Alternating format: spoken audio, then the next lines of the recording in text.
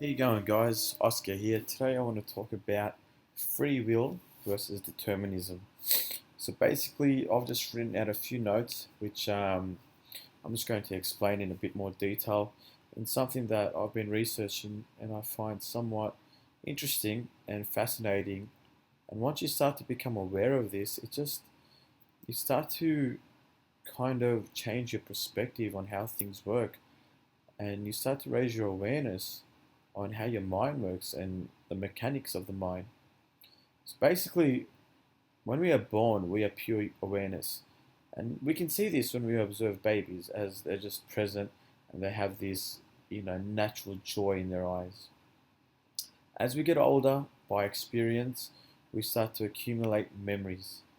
Memories are broken down into chemical blueprints made out of positive and negative emotions, meaning that when we experience something, if it's positive, we're going to reflect a level of biology that's going to represent that positive emotion. And if we have a negative emotion, then obviously, deep within our biological makeup, our chemicals are going to express a negative emotion. So everything is biochemical and hormonal. On a surface level, we understand it to be, oh, okay, I feel positive, or you know what, I feel happy, but really it's our hormones and chemicals that are kind of making up this cocktail of happiness.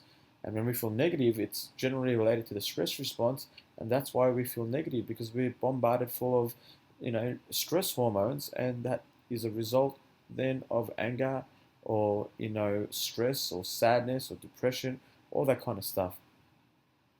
Through the law of association, we associate positive and negative emotions with good or bad memories. Positive and negative emotions originate from either love or fear.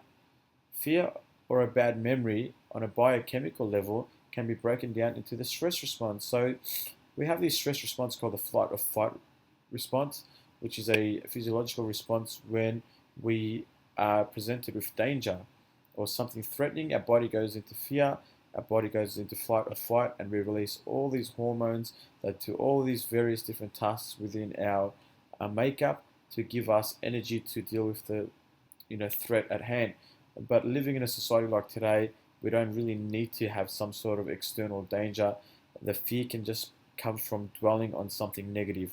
Your mind does not know the difference between an actual real life event or something that is mind made. Then that is the privilege of being a human being, is that when we become so focused and we have so much attention into a thought, we make it as real as an experience. We actually live that experience as if it was currently happening. And this can happen in a positive or negative way. So we can think of a positive memory, and our body will reflect the correct hormones that represent that. But once we start thinking negative, or well, how could she say this, or why would he do that, anything that kind of upsets us, then our body will just think of that as an experience, and it'll correspond with the correct chemicals and hormones that represent that level of mind. Now, love can be broken down into feel-good hormones. Okay, so if fear is based on the stress response, well, when we express love, then we're going to have all the stuff that makes us feel harmony, peace, enthusiasm, joy, stuff like serotonin, dopamine, also hormones like what other hormones are there? There's also a lot of neuropeptides that also reflect this, oxytocin. I mean, there's several neurotransmitters that kind of give us the feeling of love. Okay, and I'm talking purely on a biochemical level here. Now, as we get older, our critical mind develops, um, and we are programmed with likes, dislikes, judgments, fears, divisions, etc. So basically, this becomes a filtering system that processes information into either negative or positive responses based on past experiences. So we start to filter out what's good, what's bad. Why do I think this is good? Why do I think this is bad? Because the filtering system is happening through this critical mind that we've developed based on past experiences. So, for example, if a dog bites me when I'm young, currently in the present moment, a few years later, if that same breed of dog walks into the room, what am I going to associate with that dog? It's going to associate with that memory when I got bitten, and then the stress response is going to be triggered, and I am going to feel a negative emotion. And that's what the filtration is, and that's what I mean by the critical mind. It's a filtering process based on past experiences. Okay, so it's fair to say that we are the outcome of our past experiences. So currently, think about all your likes, dislikes, your fears, what you love. Trace it back to see where it originated from, and more likely to none, you can, if you think hard enough, figure out why you like a certain thing, why you dislike a certain thing, and it all comes from what we call conditioning, and this is how your subconscious mind works through the law of association. So maybe one can say that then we are victims of our past experiences. Our past experiences can hold us back, and in some extreme cases, especially for people that come back from more post-traumatic stress, that leads to a lot of mental and health issues. Post-traumatic stress is basically when they're reliving a moment over and over again, over and over again, over and over again, and they program their mind and body to memorize this internal chemistry, and they're living under the stress response, daily, moment by moment, to the point where they got it on, they pretty much have it like stuck on. So if this stress response has on/off button, it's stuck on. And to the point where the body has memorized it, and they just cannot break out of this habit. Just like when you teach yourself how to drive a car, you learn it so well and it becomes a habit. Well, they've learned this stress response so well that they are living it now, and they're not experiencing it, and that causes a whole lot of mental and health issues. So instead of approaching situations with an openness, we already have conceptualized and framework experiences before they even happen due to the mechanisms of programming. Okay? This creates a very two-dimensional perspective in life. Our perspective is colored by the past, and this affects the way we experience the current situation. So we already have a certain concept or a certain judgment before we go into an experience. So it's like, why are we now like a victim? When I mean victim, I mean, like, let me explain this a little bit better. Like, instead of letting the natural sacred experience take place, we define these experiences through the lenses of this past. So we label it good or bad, and our definitions are based on past emotional thought patterns within our subconscious, okay, that are now reactive automatic programs. So, these definitions, these labels, these judgments, these divisions, these concepts we already have before we approach an experience, and then, we kind of, we, how do I say, look, it's just very hard for me to explain this. It's like if you want to do public speaking, and you want to get up, then you want to start speaking, and automatically you think to yourself, I can't do that. You know why? Because I've been programmed that, to get up there when people stare at you, I should be shy, I should experience anxiety. It's something that, only confident people can do. These are all unconscious beliefs. So when it's time to, for me to do a presentation, I cannot approach this situation with confidence and openness because I've been programmed from my past experiences, and I have these concepts and these unconscious beliefs that if I go up there, I should feel shy, I should feel anxiety, I should feel stress, I should not be myself. Whereas if I had programmed myself to be confident, to get up there and talk with openness and positivity, then it'd be different. But because we get programmed from many different aspects, from culture, media, peers, parents, and just from environment, that sometimes we're a victim of this. We don't even know that we've been programmed, but when we approach situations, it's like we have an automatic judgment or an expectations before we experience it. So we don't let the nature of the experience draw us into it. Rather, we have all these preconceptions that then taint or contaminate or that are toxic to our experiences. And I'm not talking about every experience, but in some cases, this is the case. Like if you see someone and you want to approach them and talk to them, and something holds you back, that's your programming. That's the anxiety. That's something that you have unconsciously believed that you cannot do because you've got an expectation or of rejection or fear that you've believed. But if you had no programming and you were fresh and you were in the zone, then you could approach that situation with openness and love. And some people can do it and others can't. And this is pretty much in a nutshell what programming means. Instead of letting, I just said that, instead of letting the natural sacred experience take place, we define experiences through the lenses of the past. Okay, so now in essence, there is no good or bad. Okay, there just is. The inner resistance or persistence you feel is the mechanism of your mind based on your memories through of the law of association. Okay, through the law of association, we have this resistance or persistence that are associated with past experiences and memories. So then when we approach a situation, no, I can't do that. Or your response might be, you know what, I'd love to do that. Or I won't go there. And this is all linked up to past experiences. I won't eat that. Why won't you eat that? Because you must have ate something similar that reminds you of what's currently in front of you, and it associated with a memory, and then you respond. I don't go to places like that. Someone says that, it's linked to a past experience, association, response. Okay?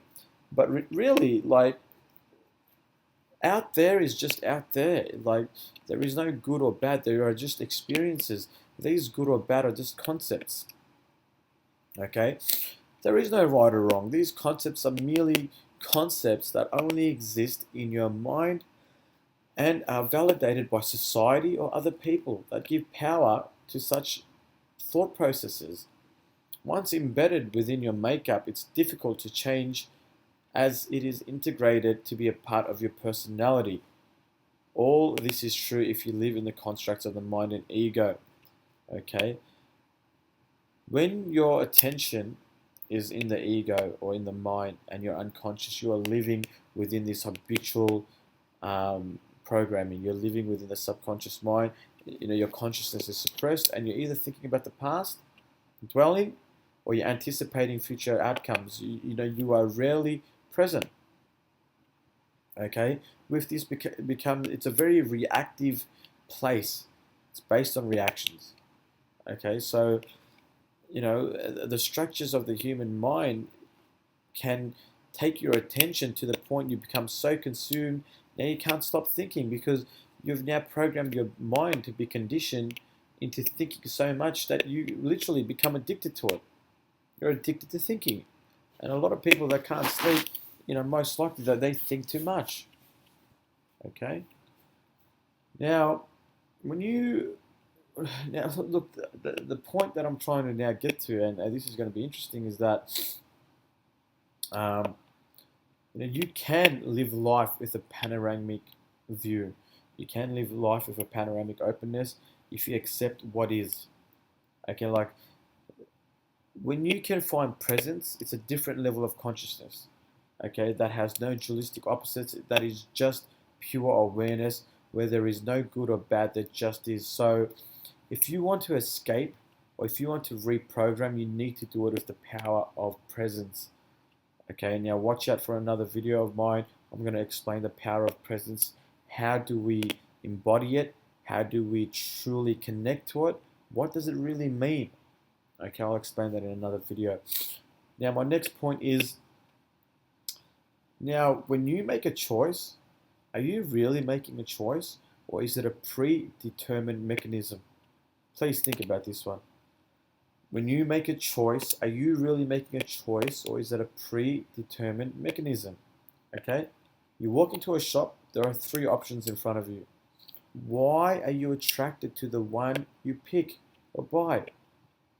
Why? Think about it. Most likely, it was associated with, your choice was associated with past events that are linked to more past events that can be traced back to, even more past events. So everything is interconnected, and your choices give off a feeling of free will, but rather are an illusion of the mind, the front line of a predetermined mechanism that can be linked to prior events that are still linked to even earlier events in a chain extending back before you're even born. This makes you think, how can individuals, right, be responsible for their actions? Are we really programmed and predetermined on some level. Okay, so free will. Are you like you think you're thinking, right? I'm thinking, but I want you to think about this one. All right, even the thought. If you're sitting there and a thought comes up, what the hell is he talking about? Did you actually think that thought, or were you just aware of it?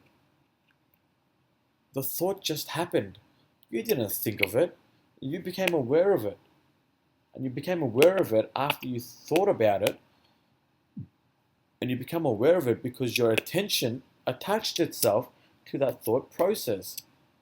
Now, this can get a bit deep in terms of understanding the process. So when thoughts pop up, do you really have free will on what you're thinking, or is it just predetermined? Think about that.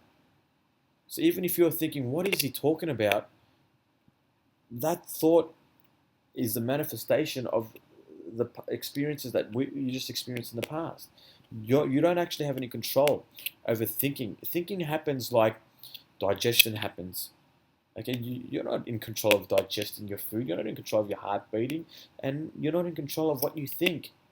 It is part of the collective matrix here on, you know, the level of mind. It's like your thought process can be so vast and so random. You know, we can think positive or such negative things that you have literally no control over it. Right? These thoughts pop up, but once you become aware of those thoughts, you give it life and you give it value by channeling and attaching your attention to thought processes. That's why through certain tools of meditation, we learn how to not to attach ourselves to thought process. Thoughts will come, thoughts will go, but we stay neutral, and through repetition and practicing daily, we learn how to turn the mind on and off. And we don't literally turn the mind on and off, we just basically stop following thought processes, and this allows the mind to become quiet. Because when you stop energizing thought patterns, they cease to exist. They cannot exist unless you give it attention. And I'll explain more about what attention exactly is in another video. So everything is interconnected. I explained that. Now, choices can be thought of conditioned habits. You know, this seems to be the case when we're living inside the mind. Look, everything is conditioned. Everything is based on habits. Everything is based on the past. When you can connect presence, there is no predetermined mechanisms. Rather, just the now, and your choices come from a deeper place as you're connected to a higher frequency and level of consciousness. So in my opinion, when you are purely present, there is no predeterministic mechanism there, because with the power of presence, you now connect your attention to something that is universal, something that is now, something that is in the moment, and you are now out of the mind. And in this presence, you are not influenced or dictated by past experiences. Your choices come from a deeper place. I think on some level, choices are predetermined, yes, when we are living in the constructs of the mind. However, if we learn to channel our attention into the power of presence, we can reprogram and start to make choices based on deeper, fundamental levels of the now, okay, rather than the past. So, what I'm trying to say there is that yes, predeterminism does exist, absolutely. You can trace back everything to, the origin of why you like something. It's based, if you have a certain like towards something or someone, it's based on past experiences. That's based on more past experiences until you find out where it originated from. It originated from a positive or negative response that you were probably programmed with. And this is what programming is. It's based on conditioning. But we can escape predeterminism and we can reprogram if we learn how to live in the present moment. How do we channel our attention into the present moment? And how do we now live with a synchronicity of a universal flow that is coexisting with the now? When you're living in the now, you're not living in the constructs of the mind, and this is when you start to reprogram the mind on a neurological level as well, because you start to give your neocortex a rest. Okay, when I'm not going to talk too much brain science here, but when you can be present, different parts of the brain are activated, and the parts that normally fire and are wired together start to relax and quieten down. And there's a saying in neuroscience that nerve cells that don't fire together don't wire together. So all these useless thought patterns and emotional patterns that you no longer need, that no longer are loving to you, they start to prune away. Okay, so you start to live in the now. You start to reprogram not only your neurological makeup, it's also your biology. And this is exactly what meditation does. It reprograms your mind and body to now bring out a better version of yourself. And I'll go deeper into the power of presence in another video. I hope you guys got some good information out of this. And look, I'm still understanding this, these concepts myself. So if I didn't explain it, 100% accurately, my apologies. These are just my first videos, and it's something that I will look more into, and maybe make another video once I research it a bit more extensively. But by saying that, thanks for listening.